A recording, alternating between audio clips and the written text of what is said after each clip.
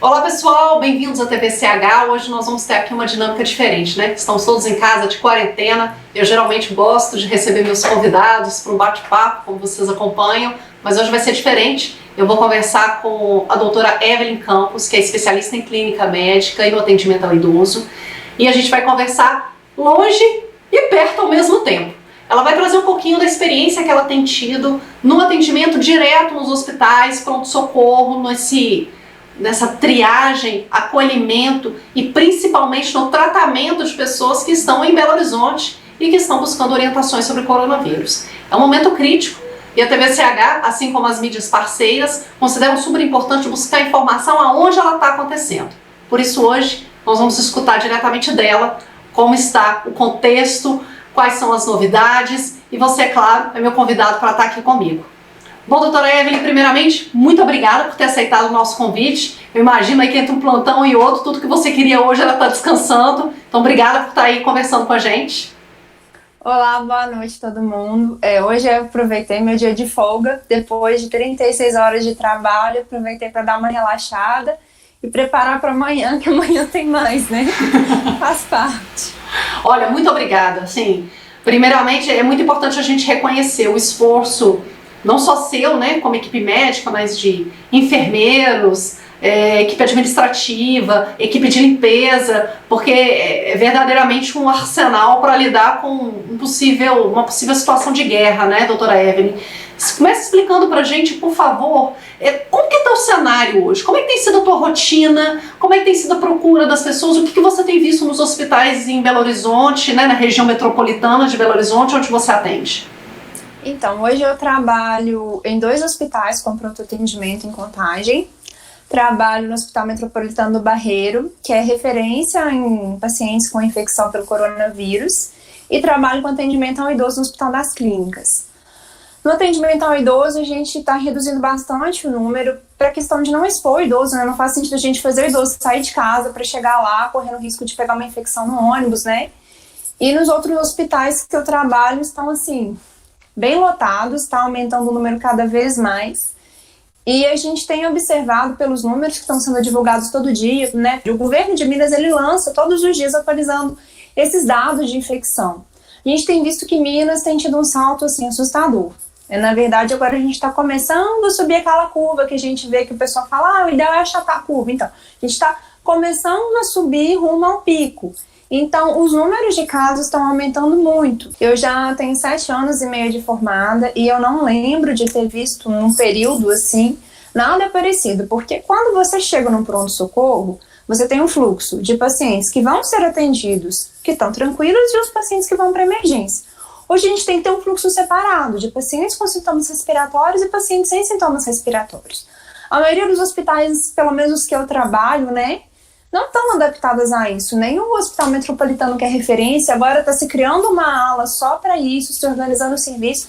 Então ainda está muito confuso. A gente está aprendendo na prática e apanhando na prática para aprender. Onde que eu vou pôr meu paciente? Qual material? Se tem material? Se não tem? Imagino que as UPAs têm sido bem pior.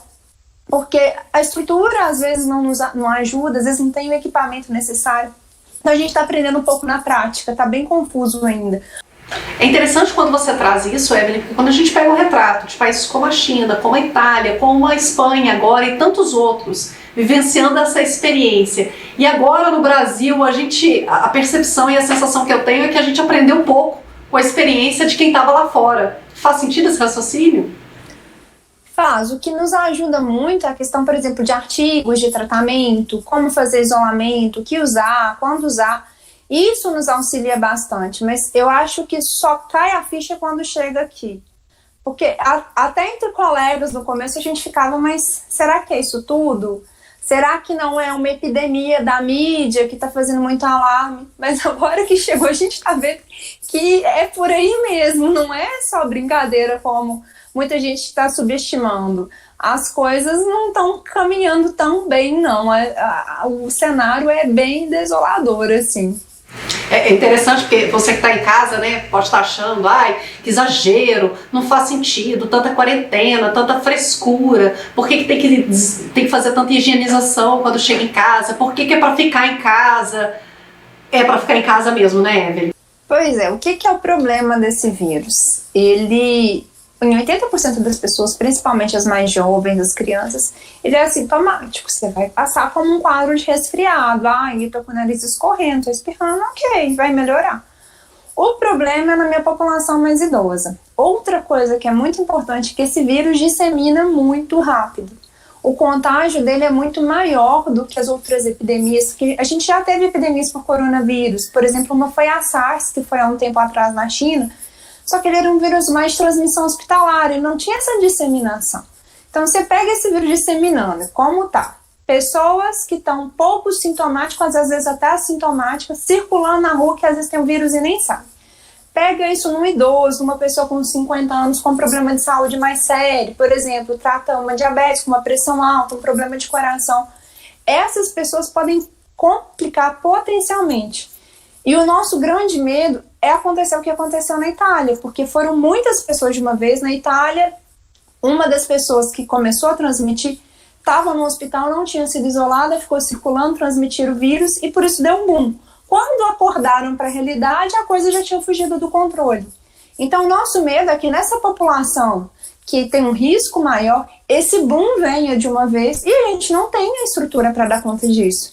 Por mais que tenha se criado vários leitos num dos hospitais que eu trabalho, no Metropolitano do Barreiro, eles fecharam o setor que eu fico, que eu faço admissão de pacientes que vêm da UPA, que são regulados, e encaminho para a enfermaria ou para o CTI.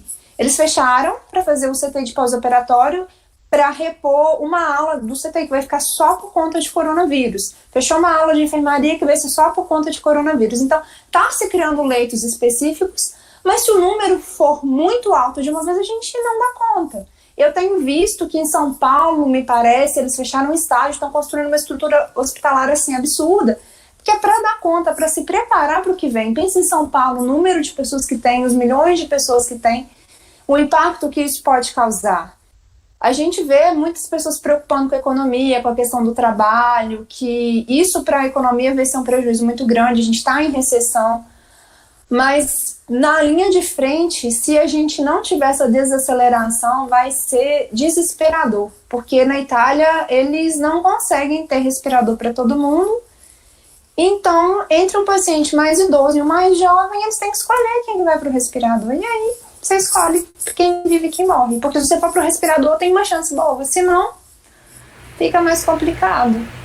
Nossa, é duro isso. É duro escutar isso, né? Mas, falando nessa questão do jovem e do idoso, existe um público considerado de risco, né? Pessoas com doenças pregressas, o público acima de 60 anos... que podem trazer aí aversão ou sintomas mais graves da doença.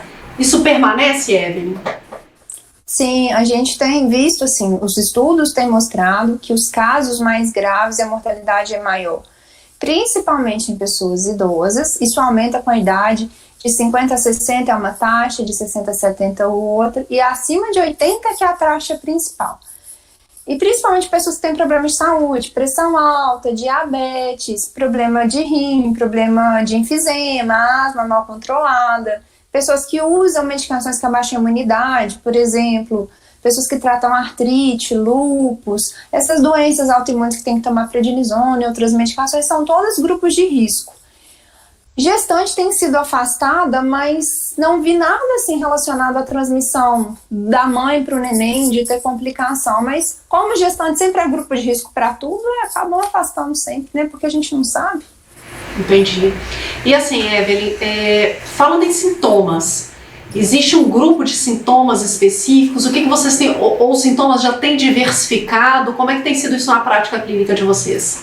Na maior parte das vezes a gente vai ver um quadro de febre com sintomas gripados. Lembrando que os pacientes jovens nem sempre fazem febre.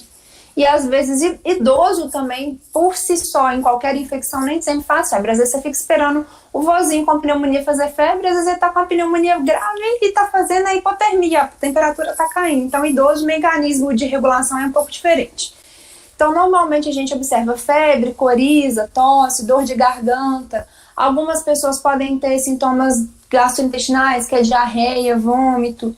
E estão saindo mais alguns sintomas, alguns relatos de colegas que trabalham com outros setores. Por exemplo, cardiologia, já vi alguns casos relatando suspeita de infarto, na verdade era infecção por coronavírus, suspeita de abdômen agudo, que a gente fala, que é quando é uma condição cirúrgica aguda, né, que você opera ou não, ou a pessoa pode falecer.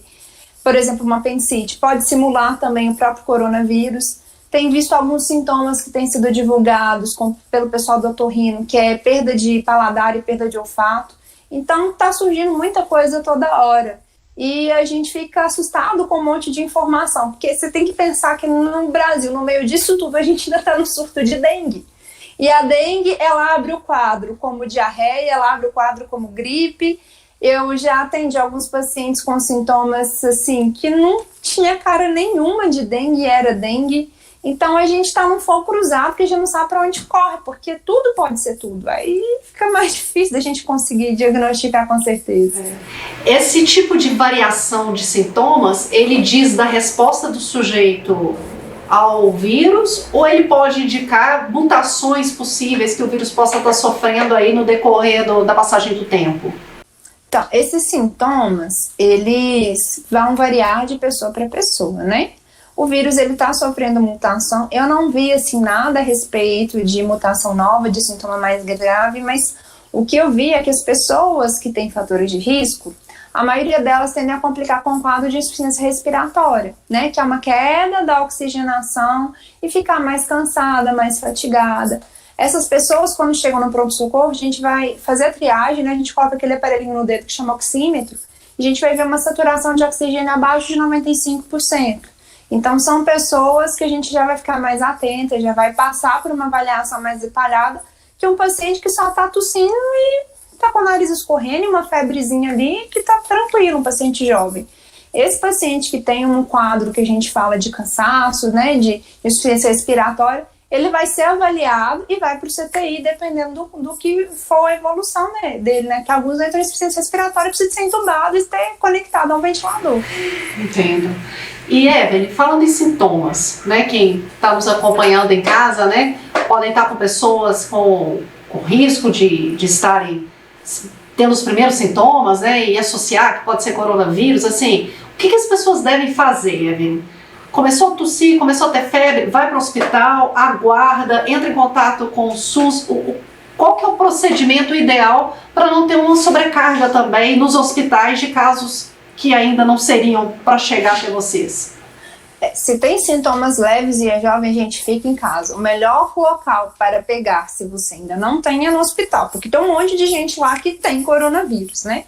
Então, se você está com sintomas leves, só coriza, uma febre, fica em casa, fica tranquilo. Hoje, o Ministério da Saúde também liberou uma norma que uma pessoa ela pode pegar, atestado que a gente tem feito nesses quadros. É síndrome gripal, tá tossindo, teve febre, é afastamento. Eles não querem saber se a pessoa tem não querem arriscar, né? A orientação que a gente tem é 14 dias de atestado, que é o período de transmissão do vírus, e tem uma liberação também, inclusive, para os familiares. A gente preenche um papel dando um atestado para os familiares para ficar de quarentena, porque normalmente, se tem alguém em casa, a transmissão ocorre para todo mundo. Então, o que tem sido feito é isso. E como que a pessoa pega o atestado nesse caso? Aí uma dúvida, né? Já que ela não vai ao hospital, tem algum mecanismo online de atendimento, alguma forma que ela possa se orientar? Alguns convênios já estão disponibilizando atendimento por telefone. Eu já vi que a Unimed, ela tem um site que você pode entrar para fazer uma avaliação, tem por telefone também. E eles orientam, né, se você tem dúvida. Já vi alguns colegas médicos postarem no Instagram, que são médicos, que se a pessoa quiser, ela pode entrar em contato para poder fazer uma avaliação se precisa ir para o pronto-socorro ou não. Mas essa questão do atestado é uma coisa a se pensar, porque normalmente tem que ser presencial, né? Eu não sei se as empresas estão aceitando a pessoa melhorar para depois pegar o atestado, ou como é que está sendo feito. Isso eu realmente não sei. Evelyn, vamos falar um pouquinho sobre perspectivas. Tem se divulgado muito sobre tratamentos alternativos, sobre descobertas de novas drogas que podem trazer a cura do coronavírus, inclusive com publicações do próprio presidente brasileiro sobre isso. Na prática, como isso vem se configurando? Realmente aqueles medicamentos podem ser utilizados no Brasil ou em outros países? Qual que é o panorama? Então, são muitos estudos ainda.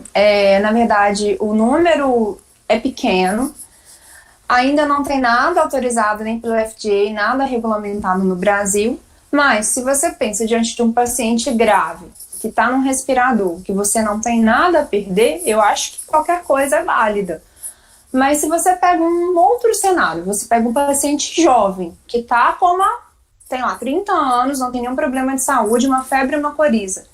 Vale a pena você usar uma medicação, que uma das que eles têm usado muito é a hidroxicloroquina, para poder tratar esse paciente? Porque a gente tem que pensar que essa medicação não é uma medicação isenta de efeitos colaterais.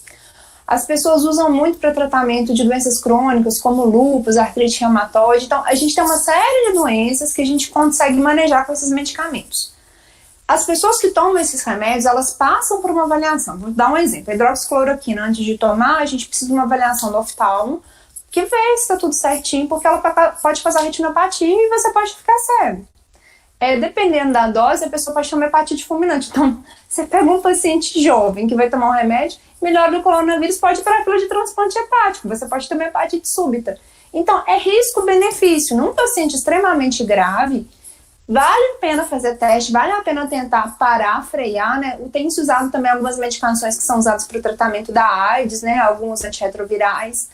Então, tem muita coisa que ainda tem estudo, mas, assim, oficialmente não tem nada liberado ainda. A gente usa o que a gente chama na medicina de off-label.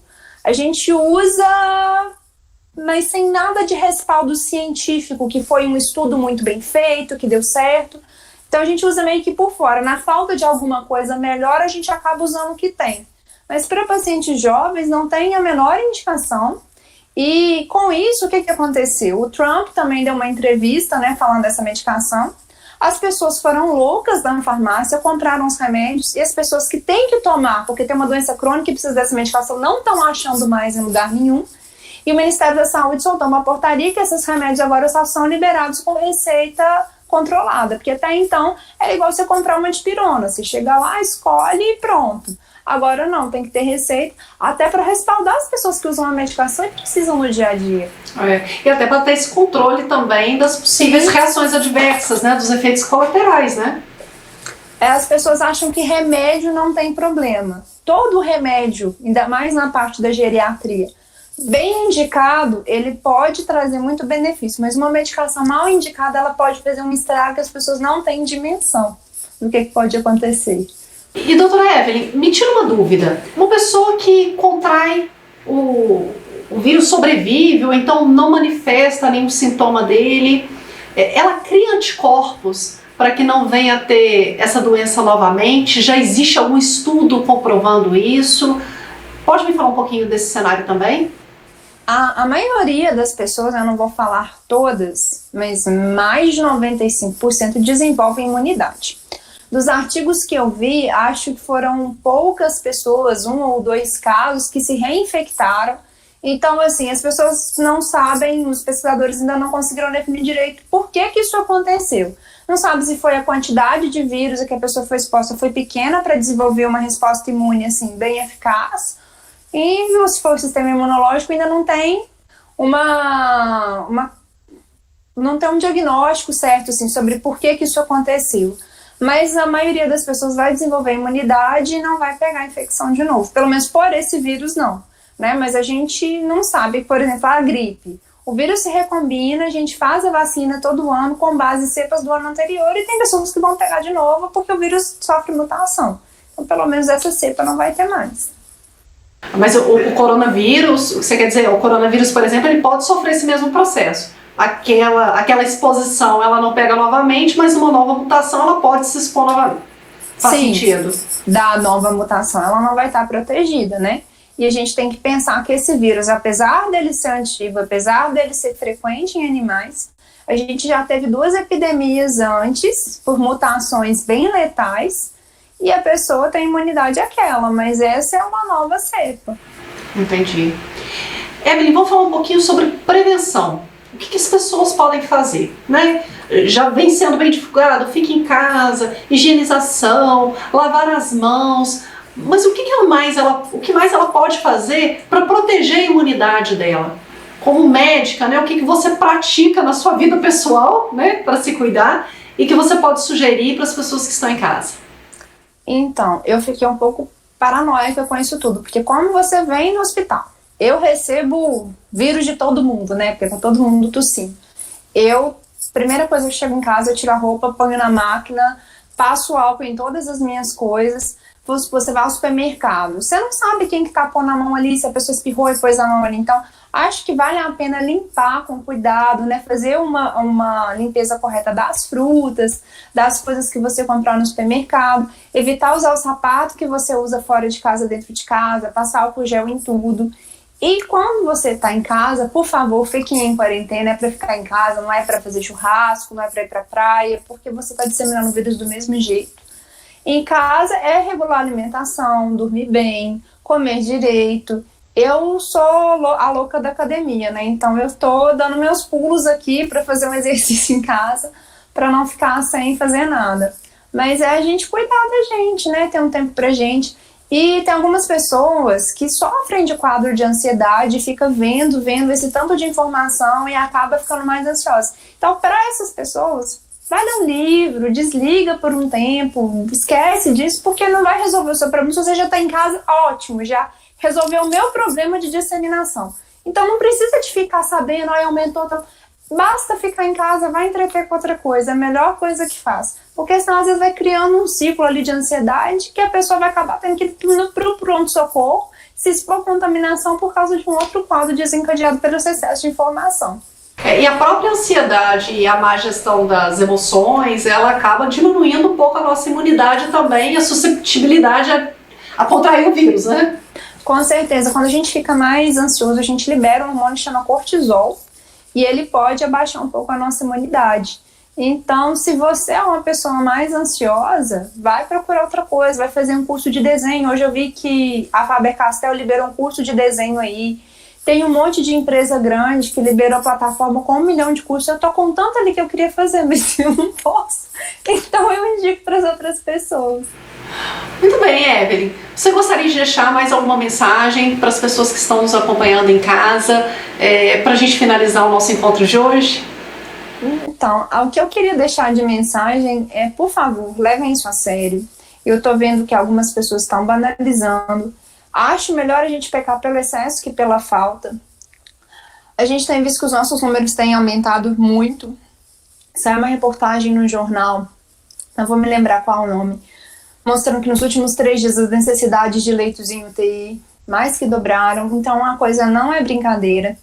A gente já está vendo a realidade de outros países, como a Itália, como a França, como a Espanha.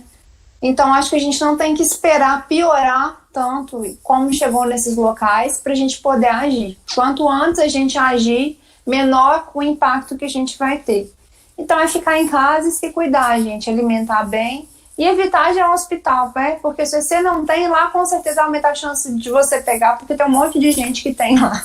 Bom, doutora Evelyn, eu quero agradecer primeiro a tua disponibilidade de estar com a gente, os vídeos que você vem postando, e aí para quem está em casa eu recomendo que conheça a página doutora Evelyn Campos, tanto no Facebook quanto no Instagram. Ela vem publicando quase que um diário de fronte, né, da experiência dela. E nós temos publicado, inclusive, alguns vídeos dela também na TVCH. E é, antes de mais nada, um ato de generosidade compartilhar. Em qualquer época da vida da gente, em qualquer informação, Evelyn, mas em situações como essa, onde você poderia estar simplesmente vivendo a situação e atendendo, o que já seria muito, você ainda senta para poder conversar, para poder passar dicas, para poder orientar as pessoas. Então fica o nosso agradecimento. O agradecimento da TVCH, mas também das mídias parceiras da TVCH, e um agradecimento que se estende a todo mundo que vem trabalhando aí nos hospitais, né? Eu espero encontrar você em breve para poder discutir outros assuntos mais leves, mais tranquilos, mais ligados à medicina preventiva, mais ligados à sua experiência no atendimento a idosos, para que a gente possa realmente progredir e aprender com essa experiência que nós estamos tendo a infelicidade de vivenciar nesse momento. Bom, pessoal, para vocês que acompanharam a entrevista, muitíssimo obrigada pela audiência de vocês. Continuem acompanhando a TVCH cada vez mais perto de você em todas as situações. Fique de olho, já já muito material, muita informação para você se informar e se cuidar. E lembre-se, fique em casa.